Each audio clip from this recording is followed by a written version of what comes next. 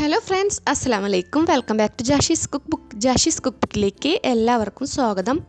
Mutton ആയാലും beef ആയാലും റെസ്റ്റോറൻറ്റിൽ നിന്നൊക്കെ വാങ്ങിക്കുന്ന കറികൾക്കൊക്കെ പ്രത്യേക ഒരു ടേസ്റ്റ് തോന്നാറുണ്ടല്ലേ.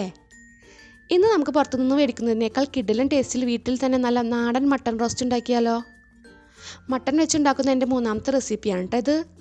മട്ടൻ കബ്സയുടെയും ഈസി ആയിട്ടുള്ള മട്ടൻ ബിരിയാണിയുടെയും വീഡിയോ കാണണമെന്നുള്ളവർ ഡിസ്ക്രിപ്ഷൻ ബോക്സ് ഒന്ന് ചെക്ക് ചെയ്യണേ. അപ്പോൾ റെസിപ്പിയിലോട്ട് കിടക്കുന്നതിന് മുന്നേ എൻ്റെ വീഡിയോകളും റെസിപ്പികളൊക്കെ നിങ്ങൾക്ക് ഇഷ്ടപ്പെടുന്നുണ്ടെങ്കിൽ ആദ്യമായിട്ട് വീഡിയോ കാണുന്നവരും ഇതുവരെ ചാനൽ സബ്സ്ക്രൈബ് ചെയ്യാതെ വീഡിയോ കണ്ടുകൊണ്ടിരിക്കുന്നവരും പ്ലീസ് വേഗം ഒന്ന് സബ്സ്ക്രൈബ് ചെയ്തേക്കണേ. തൊട്ടടുത്തുള്ള ബെല്ലൈക്കൺ കൂടെ എനേബിൾ ചെയ്ത് വെക്കുകയാണെങ്കിൽ ഞാൻ പുതുതായി വീഡിയോകൾ ഇടുമ്പോൾ അതിൻ്റെ നോട്ടിഫിക്കേഷൻ നിങ്ങൾക്ക് കിട്ടും. അപ്പോൾ വേഗം റെസിപ്പി നോക്കാം അല്ലേ. ഇവിടെ ഞാൻ കുക്കറിൽ കഴുകി വൃത്തിയാക്കി വെള്ളം നല്ല പോലെ വാർത്ത മട്ടൻ എടുത്തു വെച്ചിട്ടുണ്ട്. ഇത് നെയ്യൊക്കെ മാറ്റിയതിന് ശേഷം ഏകദേശം 800-850 ഗ്രാം ഉണ്ടാകും. ഈ മട്ടൻ ഒരു അരപ്പും പിന്നെ കുറച്ച് ചേരുവകളൊക്കെ ചേർത്ത് ആദ്യം ഒന്ന് വേവിച്ചെടുക്കണം. അപ്പോൾ ആദ്യം നമുക്ക് അരപ്പ് റെഡിയാക്കാം. 5-10 വെളുത്തുള്ളി, ഒരു കഷ്ണം ഇഞ്ചി ചെറിയ കഷ്ണങ്ങളാക്കിയതിന് ശേഷം ഇട്ട് കൊടുക്കാം കേട്ടോ.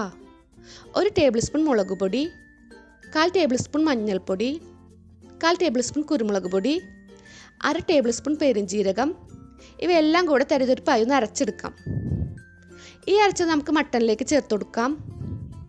അതിൻ്റെ കൂടെ തന്നെ ആവശ്യത്തിന് ഉപ്പും 1/4 ടേബിൾ സ്പൂൺ ഗരം മസാലപ്പൊടിയും പിന്നെ കുറച്ച് കറിവേപ്പിലയും എരിവിനനുസരിച്ച് പച്ചമുളകും 2 ടേബിൾ സ്പൂൺ വെളിച്ചെണ്ണയും ചേർത്ത് നല്ലപോലെ ഒന്ന് മിക്സ് ആക്കി എടുക്കാം.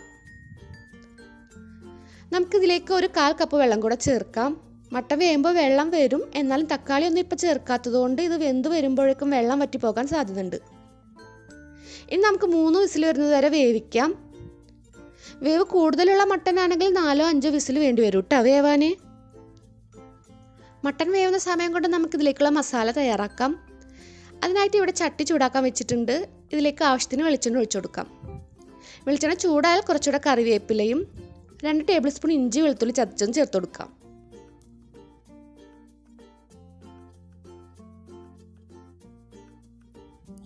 ഇഞ്ചി വെളുത്തുള്ളി നന്നായി മൂത്ത് വന്നാൽ നമുക്കിതിലേക്ക് ഒരു സബോളയും 10-15 ചുവന്നുള്ളി അരിഞ്ഞതും ചേർത്ത് കൊടുക്കാം.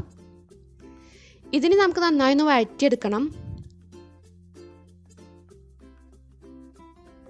ഞാനിതുപോലെ റോസ്റ്റ് ചെയ്യാനും അതുപോലെ തന്നെ ഗ്രേവി തീരെയില്ലാതെ ഡ്രൈ ആക്കി എടുക്കാനൊക്കെ ഈ ഒരു ചട്ടിയാണ് എപ്പോഴും എടുക്കാറ്. ഇതിലുണ്ടാക്കുമ്പോൾ നല്ല ടേസ്റ്റുമാണ്, മാത്രമല്ല നല്ല പെർഫെക്റ്റായി റോസ്റ്റ് ചെയ്ത് കിട്ടുകയും ചെയ്യും.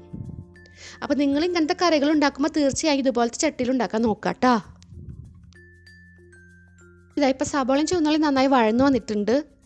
ഇനി ഇതിലേക്ക് 1/2 ടേബിൾ സ്പൂൺ കൂടെ മുളക് പൊടിയും 1/4 ടേബിൾ സ്പൂണിനേക്കാളും കുറവ് മഞ്ഞൾപ്പൊടിയും ചേർത്ത് കൊടുക്കാം. നമ്മൾ ഇപ്പോഴും പിന്നെ നേരത്തെ മട്ടൻ വേവിക്കുന്നതിലേക്കും ചേർത്തത് എരിവ് കുറഞ്ഞ മുളക് പൊടിയായിരുന്നു. കൂടുതൽ എരിവിനായിട്ട് ഇതിൽ ചേർക്കുന്നത് പച്ചമുളകാണ്.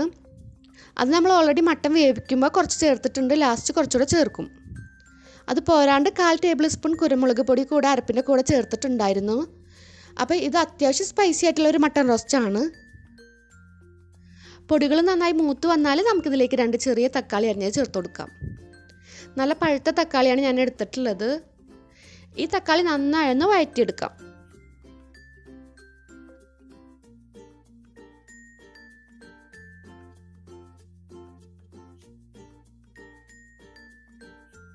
ഇപ്പോൾ തക്കാളിയൊക്കെ വെന്തുടഞ്ഞു വന്നിട്ടുണ്ട്. ഇനി നമുക്കിതിലേക്ക് വേവിച്ച് വെച്ചിരിക്കുന്ന മട്ടൻ വെള്ളത്തോടെ കൂടെ തന്നെ ചേർത്ത് കൊടുക്കാം. ഇനി ഒന്നുമില്ല, ഗ്രേവി ഒന്ന് വറ്റിച്ചെടുക്കേ വേണ്ടൂ. അത് നിങ്ങൾക്ക് ഈ റോസ്റ്റ് എത്രത്തോളം ഡ്രൈ ആവണോ അത്രയും ഗ്രേവി വറ്റിക്കാം.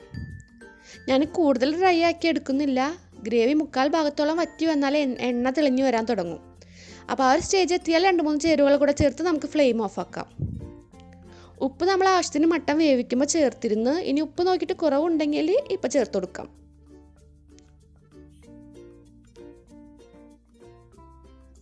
ഇതായിപ്പോൾ ഗ്രേവിയൊക്കെ അത്യാവശ്യം വറ്റി വന്നിട്ടുണ്ട്. ഇതിന് ചൂടാറിയാൽ കുറച്ചുകൂടെ ഡ്രൈ ആവും. അപ്പോൾ ഇത്ര മതി കേട്ടോ. ഇതിലേക്ക് ഇനി വളരെ കുറച്ച് ഗരം മസാലപ്പൊടിയും പെരുംജീരകം പൊടിച്ചതും പിന്നെ കറിവേപ്പിലയും പച്ചമുളക് കൂടെ ചേർത്ത് നന്നായി ഇളക്കി യോജിപ്പിച്ചതിന് ശേഷം ഫ്ലെയിം ഓഫ് ആക്കാം.